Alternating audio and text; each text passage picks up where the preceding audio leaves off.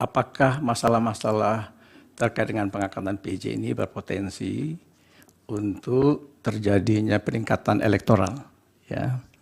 Kami dari kajian, dari riset lapangan menemukan bahwa pengalaman empirik selama ini PJ-PJ yang diangkat dengan loyalitas kepada pejabat yang mengangkat akan cenderung mengikuti arahan komando dari pejabat yang mengangkat.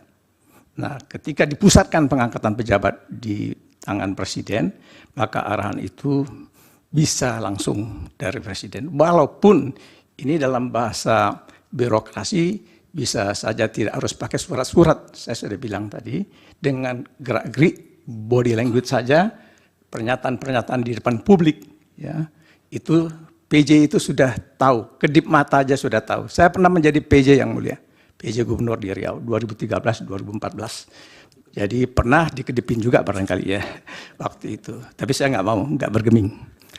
Nah, jadi Pak Bambang itu sangat potensial.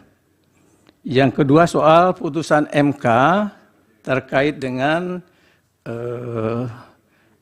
tadi apakah levelnya PP, apakah Permendagri, ya, atau Perpres, ya itu menurut hemat kami sebetulnya dalam praktek selama ini turunan undang-undang yang paling kuat payungnya itu PP, dan itu empirik sekaligus menjawab pertanyaan Pak Fahri. Kita sudah punya pengalaman, saya pernah dirijen di Odda, kita punya pengalaman pengaturan PJ itu diangkat dengan diterbitkan PP nomor 6205 itu awalnya pengangkatan PJ. Pada waktu itu berbasis Undang-Undang 32 tahun 2014. Ada syarat-syarat PJ diangkat dari PNS, punya pengalaman di bidang pemerintahan, dibuktikan dengan jabatan, menduduki jabatan struktural dan sebagainya. Jadi bukan dengan Permendagri yang tidak bisa kasih payung yang kuat, ya, sanksi dan sebagainya. Jadi begitu, Mas Bambang. Nah, soal kaitannya dengan soal kepala desa, apakah PJ bisa mengarahkan kepala desa? Itu ada yang mungkin bisa dilakukan, tapi paling tidak saya menemukan politik pembiaran.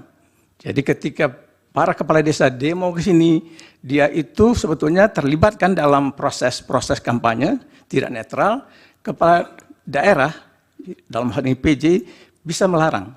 Bahkan di Undang-Undang Desa nomor 6 2014, dia bisa memberi teguran 1 kali, 2 kali, dan ketiga memberhentikan sementara kepala desa. Dan itu tidak satu pun yang dilakukan. Dan gubernur yang melakukan itu, melarang kepala desanya berangkat ke Jakarta demo-demo itu, atau ikut gerakan-gerakan pertemuan itu, hanya Sultan Hamengkubuwono sebagai gubernur DIY, hanya beliau. Yang lain saya tidak menemukan.